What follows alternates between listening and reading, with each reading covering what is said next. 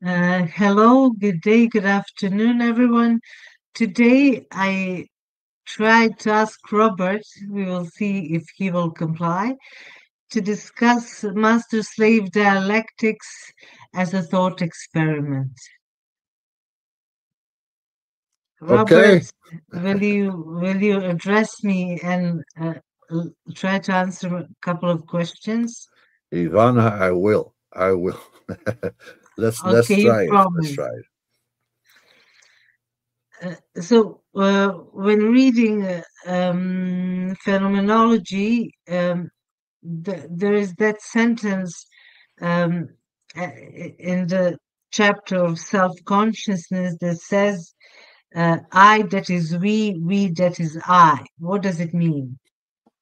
It means that there is no such thing as an isolated ego, and there is no such thing as a comprehensive collective, but there's always a dialectic relationship going on in we and in this I. So why the we that we're talking about consists of various individuals that combine together as a group, and at the same time, each of the individuals is opposed to the whole, is in contradiction or distinction to the whole. And the I seems to be extracted from that group, seems to be independent, but its individuality is actually not a given, is not substantial, but is the result of a process. And that process is exactly, let's say, contradicting the us, contradicting the we from which it stands out. So I that is we that is I is a brilliant little proposition by Hegel indicating that that basically the groups to which I belong, the society to which I belong, um, is both the opposite of myself in terms of my individual nature being something else, something other than the collective to which I belong. But at the same time, the collective is the origin because it's the background against which as I have to I would stand like out. to stress what you said, that the collective is the origin. Yeah. Because that is very important. I didn't I have no idea that is the standpoint to take a look at Hegel's philosophy, social philosophy. But of course, it's both, because the collective consists of individuals building the collective, and the collective is the source, the origin of my individuality. And I don't think Hegel stresses either one. I mean, he tries to look at it as a dialectic relationship where, um, let's say, they are, to use a term by Heidegger, gleich ursprünglich. And so they're equally original. Um, you can say the I builds the collective, you can say the collective builds the I. So I think that is more of a dialectic nature. But if you look at one part of this statement, sure, what is individuality other than looking for ways to distinguish yourself? And I don't mean in terms of merit or demonstration of talent or something like that. And to distinguish yourself by um, affirming your otherness and accepting the otherness of others, responding to the otherness of others. Um, How do I affirm otherness? or by accepting someone that is different from you while affirming the fact that you are also different from them. So to um, basically say to someone, you are a wonderful piano player," and accepting that someone else says, "But you play the violin wonderfully. I don't need to also play the piano. Um, I can do something else." I But would like to ask for a moment here, because this, what you described, clearly says we're not dealing with conformism or that everybody should be the same. We are affirming otherness, and we are affirming that people are different, individuals are different. Sure. Yeah. That's what you were saying right now, because that is the first question that pops in someone's mind. If you say that I'm intertwined with society, that I have to be a conformist, I'm not an individual. That is a prejudice, I think, that we most of us has have, and that prejudice is a part of a common sense now. I believe that conformism is a word to describe an extreme. You can go too far in um, experiencing the belonging to a collective or a group. You can hide within a group. You may lack the intellectual honesty and courage to stand out from the group in some manner. Um, so that's an extreme. But individualism also, the extreme effort to be different in every single respect. That's also, and by the way, it turns out is also a kind of conformism with others who do the same. But it's also an extreme position. How can you express your individuality against the background of your, let's say, the collectives in your life, the groups to which you belong, while being also faithful to those collectives themselves? Um, it's like being in a team. Huh? In a team, you're required to have an individual contribution, but that individual contribution is aimed at procuring and achieving what the goals of that group are. So I think this idea of a team, what Jean-Paul Sartre actually, I think misguidedly, called the solidarity of the rower. I mean, you're sitting in the rowing boat and one behind the other, and you're doing exactly the same in the same rhythm in order to get the whole boat to a certain point, to get it moving, to get it moving. And that is not what Hegel means. Um, he means that you can stand out with your particular talent. But in other respects, let's say you're a family member. Well, you should conform to the family identity to a certain point.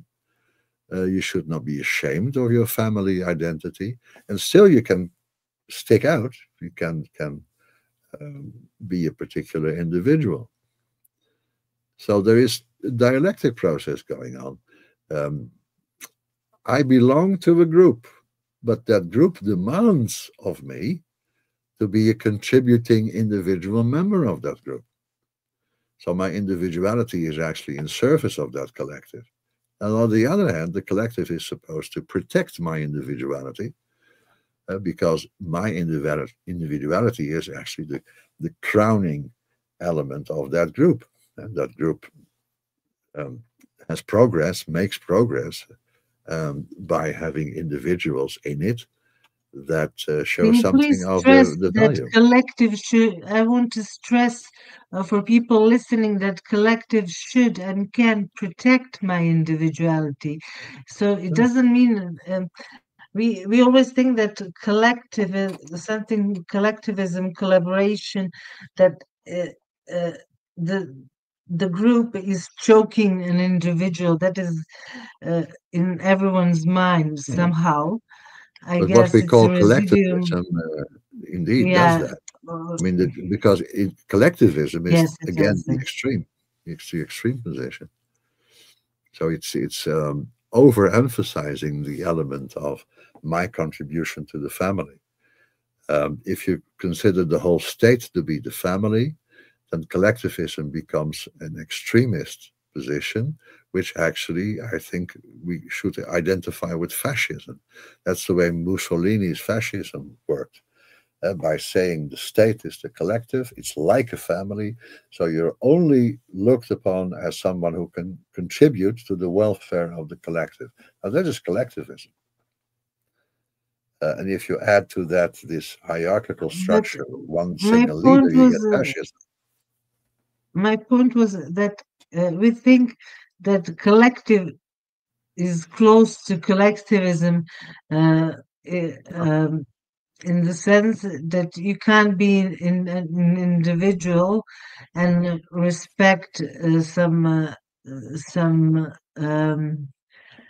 societal rules that you necessarily need to be a rebel to be an Now Hegel individual. argues that especially in the family, the aim of the family is to produce individuals. I mean, that's obvious. Children are dependent upon the parents. They have a period of um, yeah, dependency, and they need to learn how to act and be responsible citizens. The family produces individuals as citizens, and that's how individuals from a family enter a social life. But then in their social life, they start a family and become part of the community of laborers, and they may be politically engaged. So they enter into various collectives to contribute their individual freedom, individual um, achievements to that collective. And that's how their individual lives actually continue, connected with all these various collectives that they now enter into, while they remain in So once how as would part you of their family. you're using human flourishing and harmony, something from positive psychology, and maybe some uh, other psychologies are also using that. I'm not saying, but so human flourishing is possible in this dialectical uh, tension between we and I, or uh, so what is societal and what is my individual freedom. Uh-huh. That is something that should be balanced to lead to human flourishing. No. No, I mean, it makes the difference between freedom and liberty. Freedom to do what you please is individualism. Liberty to act responsibly, um, but yet free, to act free and responsibly within a collective, within the state, within society. That's actually the position of liberty. And to exercise my freedom as a citizen, which I would call liberty, is different from exercising my freedom over and against everything else.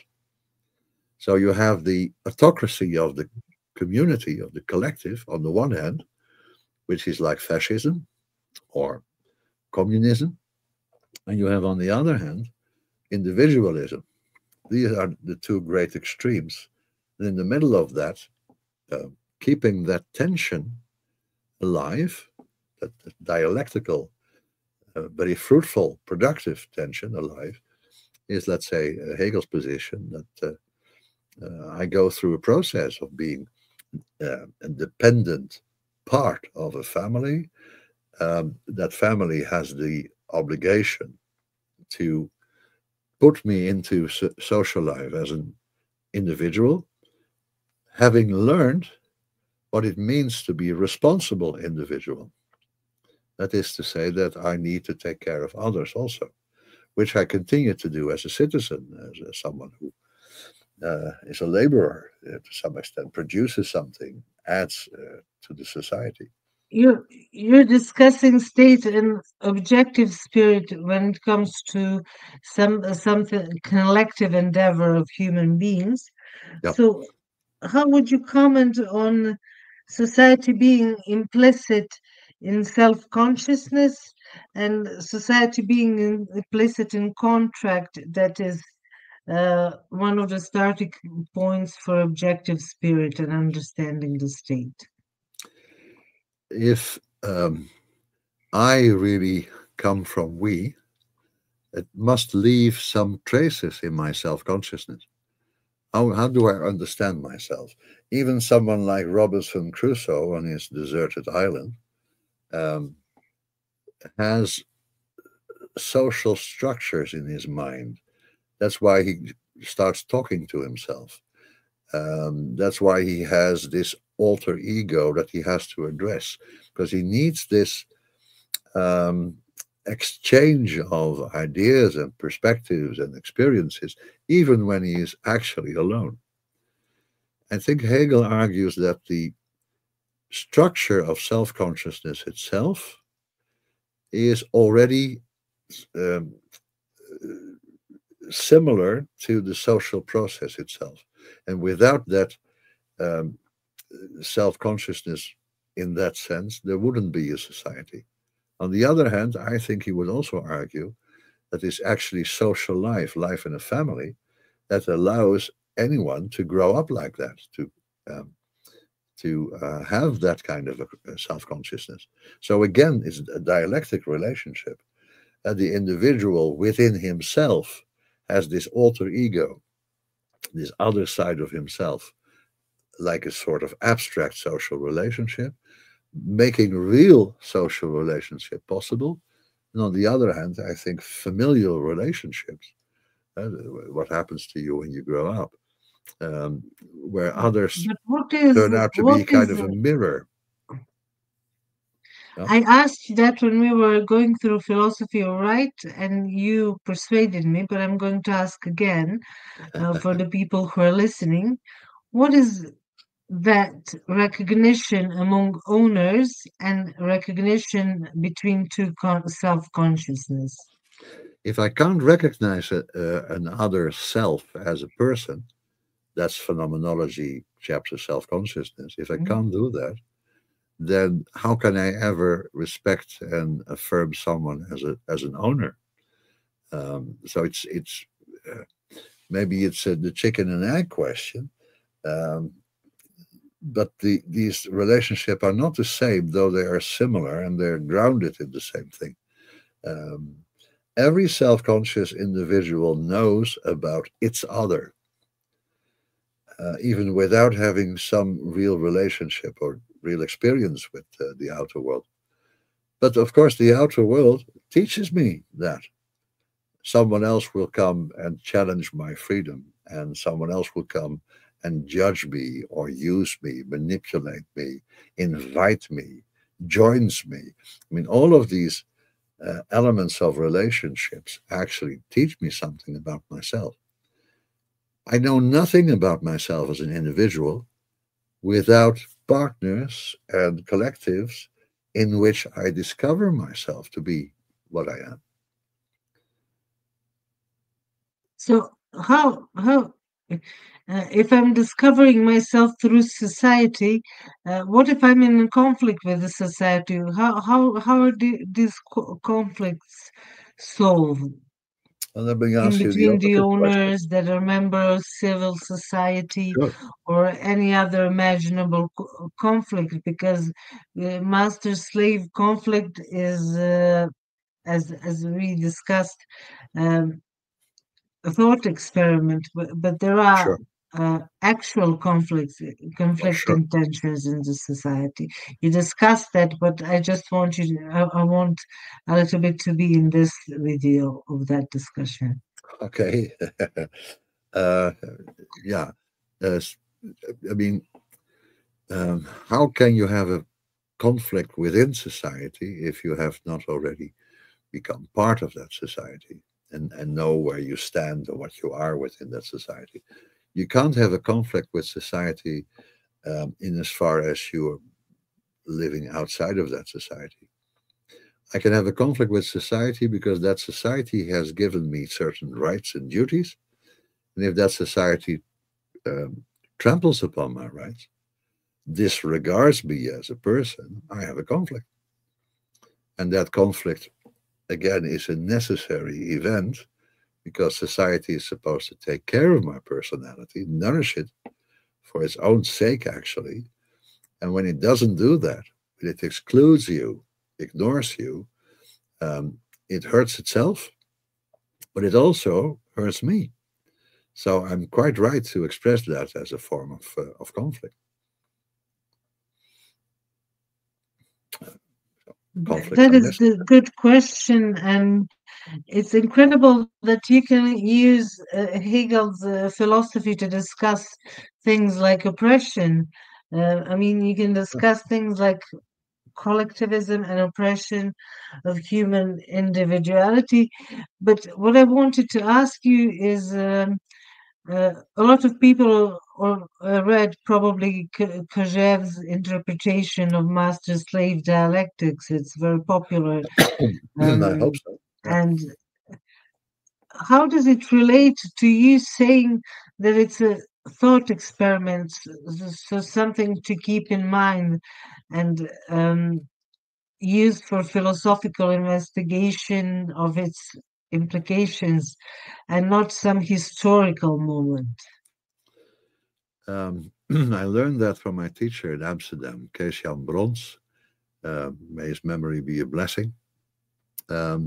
He taught me that in Hegel's analytic and Hegel's analysis of intersubjectivity, or let's say personhood or self-consciousness, that you shouldn't be made to choose. Um, for a long time, I stressed the opposite of Kojève's interpretation, because as a Marxist, he wanted the whole phenomenology to be about concrete persons, concrete history, and everything. So I was happy to figure out that it is indeed an abstract way of looking at things. But my teacher reminded me all the time that in Hegel, it's not either or. Certainly, it's an abstract process, but yet abstract processes do happen in reality. So that was his position, that Kojève's point of view was one-sided, but not wrong. I must say, it took me a while to come to grips with that and to affirm that. But I think my teacher might have been right, that if you look at Hegel, then you must see the historical element in it, or the concrete element in it, is like an example. But an example is not without some reference to reality. You might say, well, this is going on in such an abstract manner throughout human history. It really happens. But at the same time, if you analyze it, you only can come up with this abstract notion of lordship and slavery. Um, so Kojève is wrong to think of a certain period in time, the period of slavery, actually. That is Okay. wrong, because then you So historicize it. that is some sort of pattern that happens over and over. Yeah. And it is a That pattern, is therefore possible. abstract, but it happens, therefore it's historical at the same time. I think Mhm. that was the position that my teacher in Amsterdam took, and I believe that he is right about that. Um, the only thing is, if you only analyze it like Kojève as something real, you miss the point. And if you only analyze it as a purely abstract idea, you miss less of the point. That's something I will still insist upon. I mean, within the phenomenology, it's okay not to look at history at all.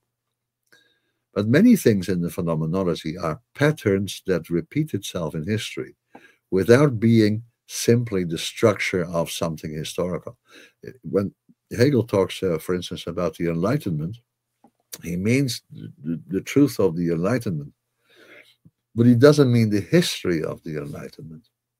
He means the abstract patterns and structures of thinking that were apparent in the Enlightenment, um, but he doesn't cover them all. And the same with self-consciousness.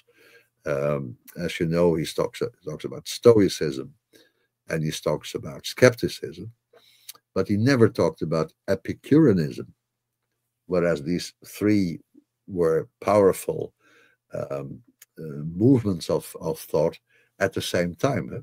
They are like a triad. But he was only interested in these two because they could support his analysis of the development of self-consciousness. So he is not really going for the historical. And then when you put the philosophy of history besides that, you will be amazed about the details of real history that Hegel talks about, trying to show you how this pattern that he discussed abstractly in the phenomenology was also present in real history. So Kojève is right up to a point, and others that I have followed for the other side of this whole story I think they are even more right, that it is about the abstract elements of recognition and the struggle for recognition. But struggles for recognition in those abstract ways, um, unfortunately, are very apparent in real history. They do happen.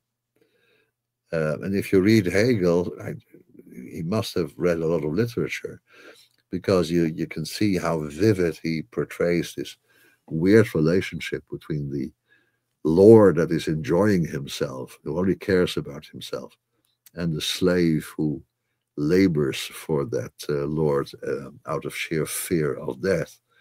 Uh, that's an image that has some element of reality to it. You can't escape from that. And at the same time, you must say that in the reality where you only see this fearful slave, you see this enjoying enjoying Lord, there are in the minds of these two probably other elements at work. The slave knows about this pure self-consciousness that the Lord is. He knows about it, and he knows that he actually is vital to the Lord, to allow that Lord to enjoy himself. And the Lord knows that he is actually depending upon the slave, because without the slave, he can't just enjoy himself. He must try to work himself, which he tries to avoid. So in reality, there are elements of both. Now, what does Hegel say in his abstract analysis? There are elements of both in the slave and the Lord. So he follows somehow the imaginable reality, not a historic reality. But there's a difference. Historic reality, you can prove that with documents. You have to reinterpret the facts in order to make a good narrative of the past. That's the historical approach. But this is like a reimagined or reinterpreted or remembered, a remembered history. And it's not about the history as such. In the philosophy of history, of course, it is, but not here. But it's about the reimagined of remembered history. I'm going to say something very, how would I call that? Well, let's not let's not lay an adjective on it. What Hegel is actually describing is the condition of Kojève talking about real history. Hegel is not describing the history that Kojève is interested in, but Kojève could never have his view on history with slaves and battle for freedom and recognition if he didn't have this, if he didn't understand that this structure of self-consciousness is so vital, and that this structure of recognition actually is going on within each of us, surely on an abstract level, and certainly not the main thing, but take a Yeah, look at the way we talk this about it. this You is need to be able to look at yourself. You do something, and then the sort of moral imperative is, if I've done it, I must be able to look myself in the face without shame. But this whole idea of looking at yourself, taking a position outside of yourself and looking at yourself in the most objective manner, that presupposes a duplicitous self-consciousness. And that is what is the real condition for the reality that is Lord and slave, for the application of reason. Because, reason, that is truly I, that is we. That's the higher form of the same thing. When I think about reality in a rational manner, I'm applying a rationality that is common to the whole humanity, to the whole of humanity. But I'm doing that in the form of an individual consciousness trying to figure out the truth. So my maybe universal we could rationality we could discuss sometime next time rationality in Hegel and ah, well, then we need and to talk about Schelling as well. Because as okay. I explained I had a lecture yesterday about Hegel, and then I explained that there is another philosopher like Hegel before him, and there's one after him, that tried to introduce the concept of irrationality in the absolute. So the one before him is called Schelling, and the one after him is called Schopenhauer. So Hegel was sort of stuck within these two, like a jam between two pieces of metal. Well, Used to that's jam, but indeed that I propose that it becomes the next challenge. okay, we can do that. We can do that. Okay, thanks for your guidance and questions today, and thank to Thank everyone you. that has listened. So see you next time. See you. Bye bye.